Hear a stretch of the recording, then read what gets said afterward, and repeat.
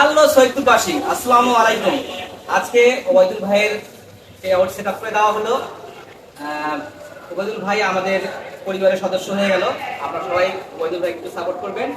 আর ওবায়দুল ভাই, আমি যে আপনাকে পেআউটটা সেট আপ করে দিলাম, কেমন লাগলো সেই বিষয়ে একটু বাকি দর্শকদের বিষয়ে একটু কথা বলতে। আমি তো জিনিয়াস। আমি দেখতেছি সবাই ভাইকে ভাইকে সাপোর্ট করবেন।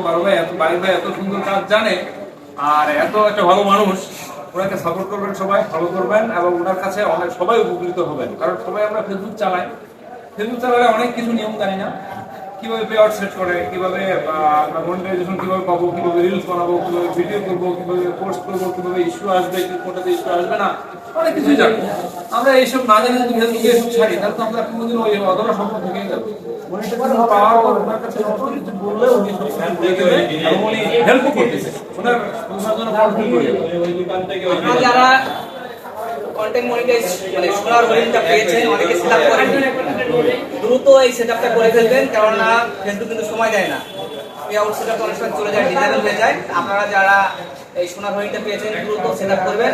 আর আমার সাথে যোগাযোগ করে আপনাদের সেটআপ করতে চান, অবশ্যই আমার কাছে সেটআপ করে নিতে পারেন, কারণ আমি এই বিষয়ে একটু অভিজ্ঞতা আছে। কেন আমি অলরেডি 3টা পেমেন্ট ফেসবুক থেকে খুলছি।